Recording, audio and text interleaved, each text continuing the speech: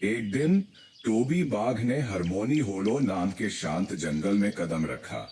जंगल के जानवर डर के मारे छुप गए क्योंकि उन्होंने सोचा कि टोबी खतरनाक है। लेकिन टोबी बोला, डरो मत, मैं बस दोस्त बनाना चाहता हूं। धीरे धीरे जानवर झांकने लगे और उसकी बातों पर भरोसा करने लगे। लेकिन एक पेड़ की शाखा पर कोई टोबी को देख रहा था। टोबी की मुलाकात ज़ारा बंदर से हुई, जो उसका खाना चुराने की कोशिश कर रही थी। लेकिन जब टोबी ने खाना बिना गुस्से के शेयर किया तो ज़ारा चौंक गई। दोनों में दोस्ती हो गई। ज़ारा ने टोबी से कहा, अगर तुम मुझे शरारती समझते हो तो फिफी लोमड़ी से मिलो।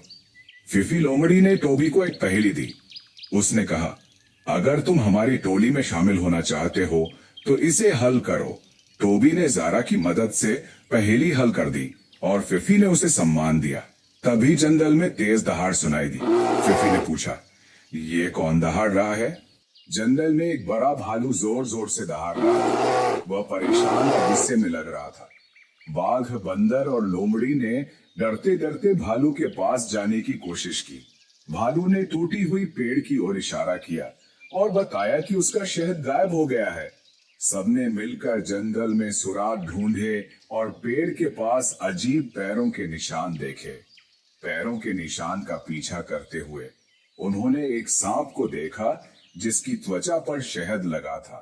भालू को अपना शहद वापस मिल गया और जानवरों ने सांप को माफ कर दिया जब उन्हें उसकी मंशा समझ आई। एक समझदार और विशाल हाथी जंगल के रास्ते पर धीरे धीरे चलते हुए आया। बाघ, बंदर और लोमड़ी ने उसे देखकर आश्चर्य से देखा। बाघ, बंदर और लोमड़ी ने हाथी को दहाड़ के बारे में बताया। बाघ चिंतित था और बंदर ने अपने हाव भाव से समझाया। लोमड़ी ने सहमति में सिर हिलाया।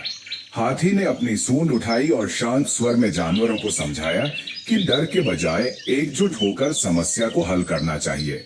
उसने दहाड़ की दिशा में इशारा किया और उन्हें आगे बढ़ने की सलाह दी। तीनों जानवर एकजुट होकर जंगल में रहस्यमय आवाज की और चलने लगे, जबकि हाथी उन्हें दूर से देख रहा था। रास्ते में उन्हें एक पेड़ पर पंजों के निशान और जमीन पर बड़े पैरों के निशान मिले। तीनों ने चिंतित होकर उनकी जांच की। जंगल के घने रास्ते में बाघ, बंदर और लोमड़ी बड़े पैरों के निशानों का पीछा कर रहे थे। बाघ सतर्क था, बंदर उत्सुक लग रहा था और लोमड़ी थोड़ी घबराई हुई थी।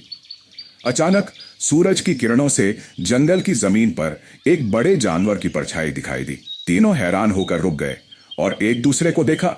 जब वे एक खुली जगह पर पहुंचे तो उन्होंने देखा कि एक बड़ा तेंदुआ उनके सामने खड़ा है। तेंदुआ आत्मविश्वास से मुस्कुरा रहा था और उसके पंजों में शहद का टुकड़ा था। तीनों जानवर चौंक गए लेकिन हिम्मत नहीं हारी।